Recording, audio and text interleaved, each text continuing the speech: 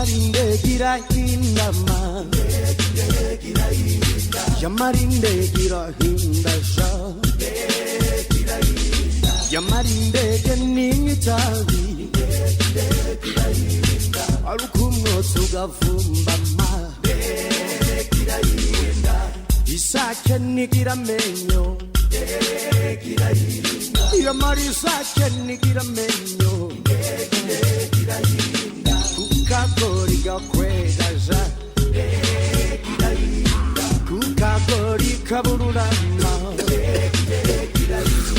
Kwa gatandatu tariki ya 7 y'ukwezi kwa 10 mu 2018 hani Buruseli mu Bubiligi ndi kumwe na Nyesi Mukarugomwa wo kwikondera libre nanjye Musabyimana Gaspard wo kuri radio Inkingi twahuye na Kapitene Munyaneza Augustin akaba yarasanzwe mu ngabo zira bitaga les forces armées rwandaises akaba rero ari na ingénieur kuko yize ibintu bya ingénieur afite ingénieur mu bintu by'amashanyarazi akaba rero igihe ari mu gisirikari ari we watoraguye ibyo twakwita duye n'ibiriya bintu byari birimo biriya bisasu byarashinda igihe Habyarimana Munyaneza rero niwe wa mbere wabibonye asa naho abicekinga kugira ngo arebe icyo byari bihatse twaramubonye rero nibwo bwa mbere agiye kuvuga ibintu yabonye nuko akeka icyahano iyo ndege ndetse n'amarengero y'ibyo biduye byatoraguwe ese mama byagize icyo bitanga kugira ngo byerekeze ku muntu warahanuye indege Habyarimana bamenye uwo ari we muri kiganiro tugiye kugirana nibyo agiye kutubwira Munyaneza Augustin reka rero tumuhe ijambo atumara amatsiko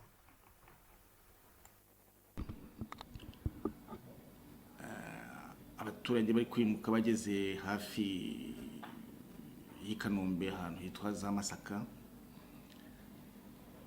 iyo bageraga ahantu nk'aho ngaho abakonseye n'abandi bategetsi bakomine bagerageza ukuntu babakira bakabereka ahantu bashobora kurara ni muri urwo rwego rw'abaturage bahungaga bageze muri ako gace bari gushaka aho baryama gushaka isasiro baguye kuri izo za misile reduye za misile siyo ndege zarashe indege ya Habyarimana ubwo noneho ubwo reduye no vuga ibisasu byakoreshejwe kugira ngo barase indege ya Habyarimana ni ukuvuga ibintu bisigara umaze kurasa donc ibyo ngibyo byasigaye byaraho ngaho abaturage babibonye aho ngaho i Masaka abaturage babibonye hari abasirikari ubwo nsubiye inyuma gatoya uko intambara yagendaga ikara ubirebye abasirikari refari bagenda bataza position hirya no hino byari byageze aho umuntu yavuga ko Kigali hagati ya Kigali na Kanombe ibintu bimwe na bimwe byari bitagishoboka icyambere kitari kigishoboka nuko nk'amazi atashoboraga kuva yarasanzwe ava dikote ya Kigali azi Kanombe aratakiza bigatuma noneho abasirikari kugira ngo bashobore guteka bari muri kigo cy'Ikanombe bajya gushakisha amazi aho bitaga kuri 19 uko niho hari hasigaye ivomera ubwo abasirikari bagiye kuvoma icyo gihe amazi yo kugira ngo bazane mu kigo abaturage baza kubabwira bati ni muri ibi bintu abasirikari babibonye bahita babizana mu kigo Ikanombe babigejeje Ikanombe abantu bose nyine batangira kujya gushungera nyine kujya kureba ubwo nanjye niko nagiye kubireba mpageze mbibonye mbona byanditseho biriho inyuguti ziri mu kirusi ubwo peut-être icyo ntababwiye gitangira nuko ngewe university yanjye nayize mu Burusiya bonta bavuga mu Burusiya me ubundi ya muri yavuga muri République socialiste soviétique. ubwo ni ukuvuga ko ururimi rw'ikirusiya nari nduzi kandi n'ubu ndaruzi. Bonye izo nyuguti nibwo nabwiye abantu ngo ati ibi bisasu nibyo mu Burusiya. Hashize iminsi nk'itatu ubutegetsi bwa gisirikare bw'i Kanombe bumbwira umuhamisi wo kugira ngo mbijyane ibyo bisasu mbijyane muri Etat Major Kigali. Bumpa na telefone satellitaire ya Perezida Habyarimana yakoreshaga we mu rugo kugira ngo ibyo byombi bijyane Kigali kubera ko byari bikenewe. Donc ariko cyari gikenewe cyane muri icyo gihe niyo telefone satellitaire Habyarimana yakoreshaga kugira ngo avugana nabo hanze. Icyo gihe yari ikenewe kugira ngo habe contact direct n'abantu bo hanze. Donc ariyo telefone satellitaire avec donc l'appareil bwayo na antenne zayo na antenne parabolique ari nizo deux za missile mbijyana muri Etat Major. Ubwo ngeze muri Etat Major nibwo nakoze une note disons ka rapport gatoya ngasiga muri Etat Major. Niko mwagiye mubona abantu muri nyandiko zimwe na zimwe mwagiye mubona kubyerekeye izo misile. Ndumva nabandekeye aho ngaho ubwo ngategereza ibibazo byanyu kugira ngo dukomeze ikiganiro. Icyo nahita nibaza iyo telefone ya Habyarimana n'ibyo bisasu byari bihuriye. Nuko ntabwo umuntu yagomba kujyana, nuko nta misiyo ebyiri bagomba kwiga bafata kugira ngo umwe ajyane iyo telefone undi ajyane na ntuze na izo za misile. Ubwo babonye izo misile zigomba kujya muri Etat Major, noneho umuntu uzijyanye akaba yatanga na explication nkeya kuri muri Etat Major kuri izo misile. Babona umuntu uri kwemeza ko ibyo biduye ari ibyo mu Burusiya, baprofitero no kugira ngo noneho niyo telefone nayo uko yari ikenewe nayo igere muri Etat Major.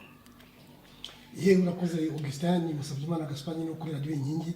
Ibyo bintu by'ibiduye bakomeje kubivuga koko kandi uvuze ko wabibonye ugasanga byanditse ikirusiya. Ese koko warabirebye usanga byari birimo misile wabibwiwe n'iki? Urakoze Musabyimana. Ubundi iyo umuntu ntari umusirikare ariko kandi niyo ntaba n'umusirikare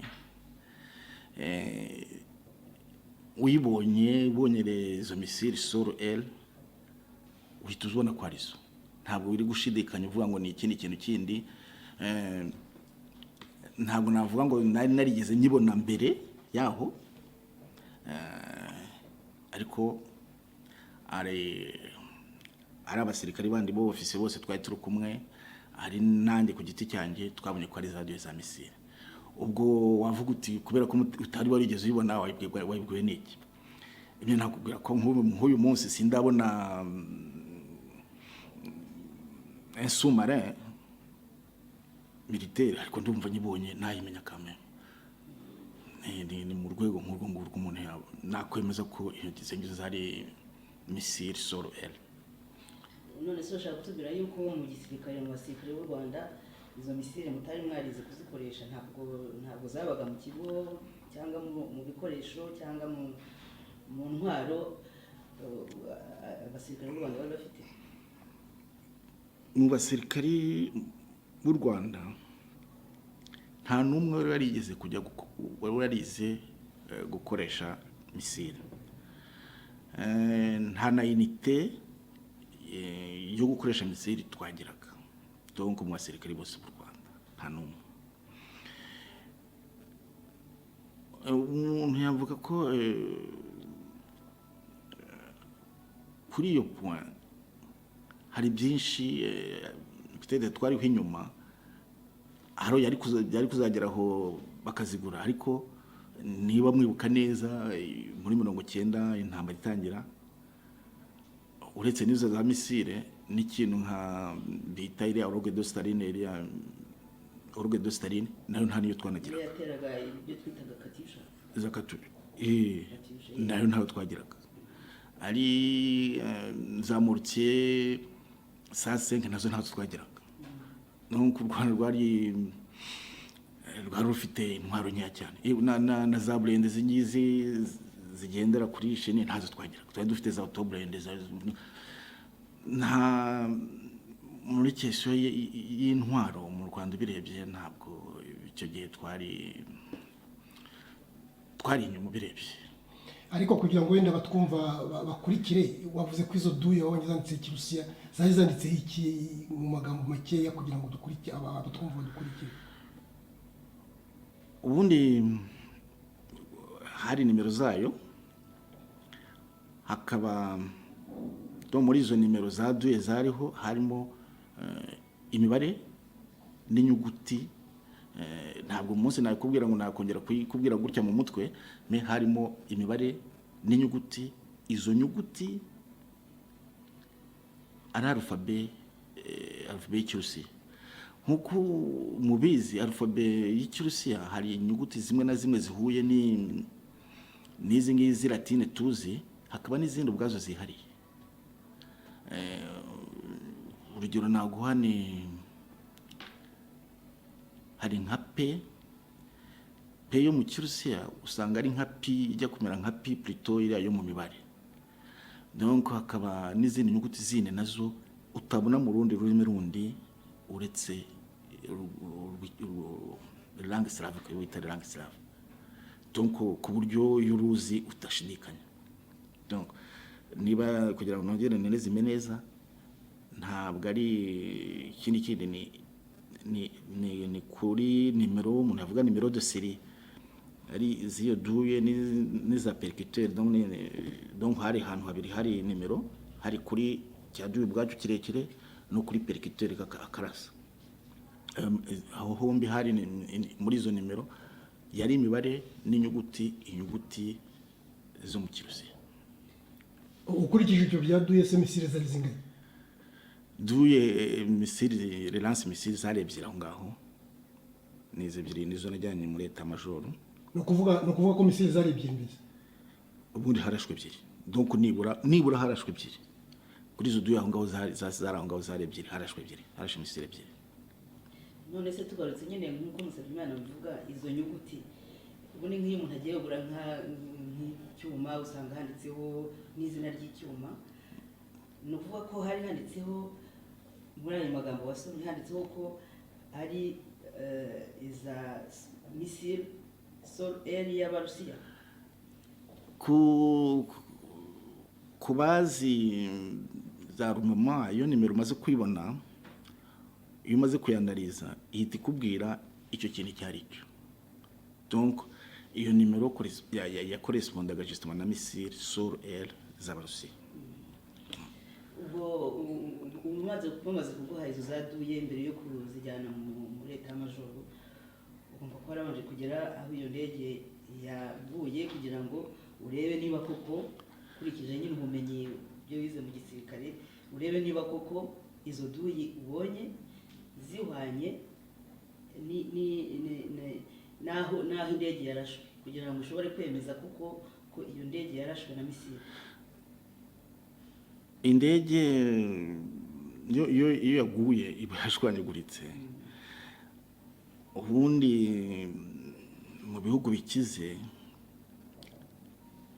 bakora icyo bita reconstitution kugira ngo badetermine aho ari icyayirashe, ari ikindi kintu kindi kinjiriye. Ibyo rero ngewe ku giti cyanjye ntabwo nabishoboraga. Gusa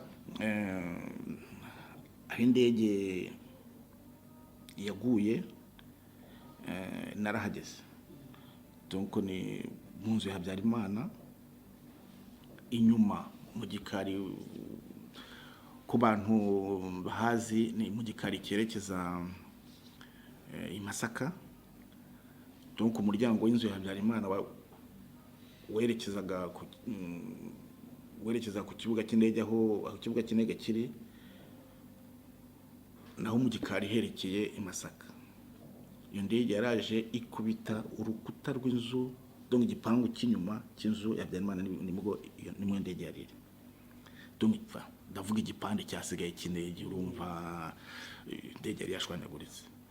Naho ndi kuvuga ngo umuntu ngewe nashobora kubabwira ko nakoze reconstitution y'indege, nkavuga ngo misiri yinjiriye ahangaha, ntabwo ubwo bumenyi mufite ku buryo nashobora kubikora.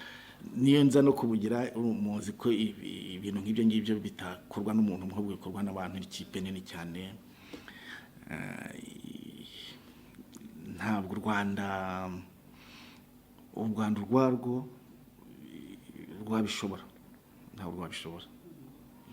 Reka dukomeze tukubaze nk'umusirikare, iki bintu by'indege bihavuzweho byinshi.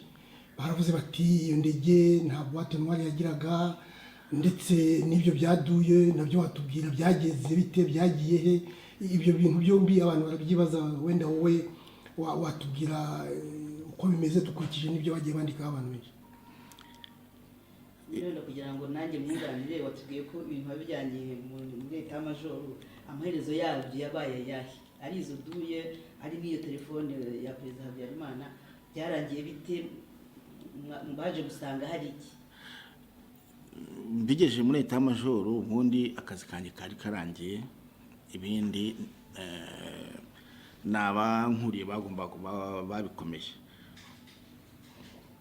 Gusa icyo nzi, icyo ni ku rundi ruhande,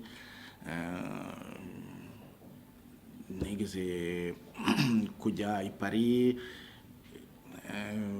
ngiye kubazwa na Juge Bruguière, nibwo umwe mu bambazaga yambwiye ko izo duye zageze i Paris, les dues missile. Yambwiye gutyo ko zageze i Paris, gusa ibindi nkubwiye ngo zanyuza naba ndengeye. Telefone yo ndumva icyo gihe yarakoraga muri Etat Major, igihe bakeneye bakayikoresha, n'abandi bakeneye kuvugana nabo bakabakoresha abo hanze. Byo numva akazi kabo kararangiye, tutakiri mu Rwanda, ko batagikeneye ko bavugana n'abantu bo hanze, batagikeneye kuba bavugana na Etat Major n'abandi kwa. Donc icyo nzi ko iyi telefone yakoreshejwe disons mu kwezi kwa 4 kwa 5, ariko nyuma yaho ibyayo nabyo ntabwo nashobora kubwira ibyo ari byo. Nyine mugenzi wanjye Gaspard yavugaga ati tubwire ibyo bya misiri, ibyo bijyanye n'indege ya Habyarimana, boîte noire, bamwe bati yari hari nyingi, yari hari izo misire, dore kuri misire, izo misire basanze ari zizaturukaga he, zatewe nande? Ubundi mu by'ukuri ntabwo uyu munsi nakubwira ngo zatewe na naka, gusa icyo nakubwira nuko zarasiwe i Masaka. Kavuga uti ku Masaka, ubundi indege yo bayihanuye ntabwo igwa nk'ibuye, yaje igwa ku nzu ya Habyarimana. Nuvuga ko yafashe territoire, bamaze kwirasa ifata territoire imanuka, niho yaguwe aho ngaho. Ikindi cya kabiri nuko ibyo nakivuga nk'umuntu w'umusirikari, nuko umusirikari bamuhaye mission, iyo bamuhaye mission, ikintu cya mbere akora ni ukureba ukuntu mission ye ayikora mu buryo bumworoheye kandi bwihuse, nawe ntagiremo ikibazo. Ndashaka kuvuga iki? Niba mbwiye ngo najye gutega ambiscade, ikintu cya mbere ureba ni ukureba ahantu urajya kurasira uko hameze. Hagomba kuba hahantu, nabivuga mu Gifaransa, peut-être tukaza kurebera hamwe ukuntu twabisobanura. Kugira ngo ukore ambiscade ugomba kureba accès et départ facile. haguha un bon angle de tir. ahantu ugera bikoroheye, ahantu ushobora kuva n'ubundi bifashe igihe gito kugira ngo batanakubona naho ushobora kurasa wisanzuye ureba neza objectif yawe, ureba neza objectif. Donc rero n'uyu munsi ndumva bahaye umuntu sirikare mission yo kujya kurasa indege igiye kugwa i Kanombe, ahantu heza ushobora kuba wajya ni dikote ya Masaka. Kuki bitaba mu kigo i Kanombe ko ariho ko naho havuzwe? Mu kigo i Kanombe ugira si mu kigo i Kanombe yagwa ku kibuga ubwayo. Icyo gihe ufite chance nyinshi yuko deje urabona ari Kanombe bitangiye kugwa, ufite chance yuko yashobora no kugendeka ku kibuga n'ubwayo n'abantu barimo bakabana va mu ko yamaze kugera hasi cyane. Icyo ni kimwe. Ikindi cya kabiri ubwo yari kugwa ku kibuga, iyo yurese mu kibuga yiraza kuri asubwa Kanombe yari kugwa mu kibuga. Uko twibuke ko ubundi misile zose iyo umuntu ayirasa hereye inyuma kubera iki? Kubera ko igenda ikurikiye chaleur y'indege, igenda ikurikiye kakotsi indege igenda kakotsi k'indege ikurikira harya no hashyushye igenda nibigenda ikurura ijyana kuri moteri. No kuyana kuri moteri rero aho buri kureba nuko ibimaze kukurenga, imaze kukurenga n'ushobora kwirasa neza uri sirikura ihamya komisiyo yawe iraba remplace 100%. Harabaye bigeze guspekera ngo wayirasa uhereye imbere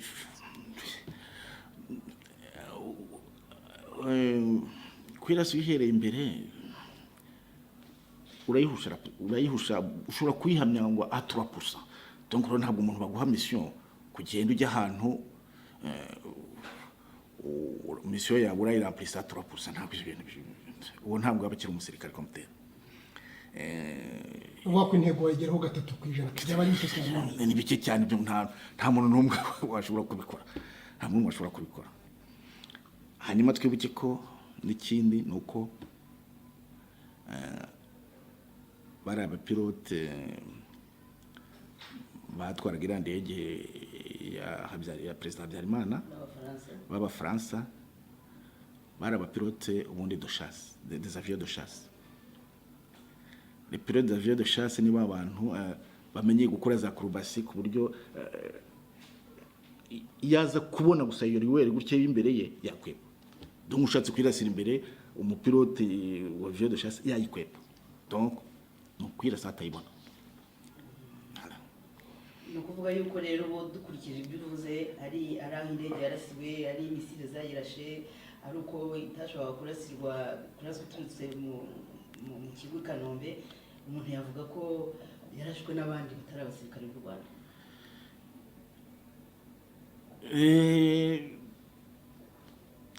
Icyo gihe no gukora enquête ubona mu by'ukuri aho ngaho noneho se tufase ngiye kuvuga nkoresheje terme zinahangaha.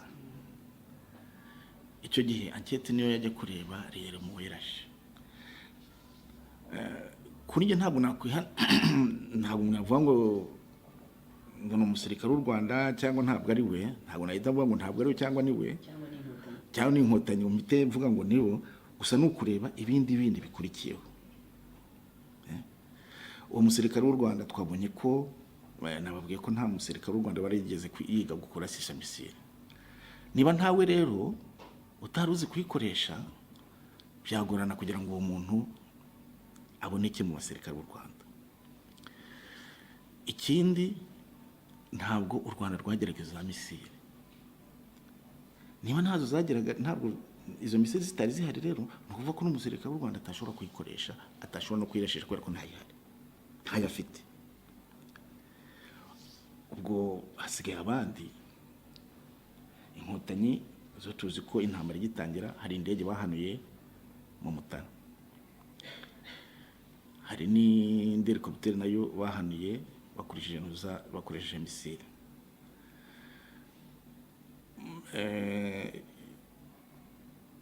Bo icyo gihe bo bakwisobanura. Epi ikintu cya gatatu mvuga ni uko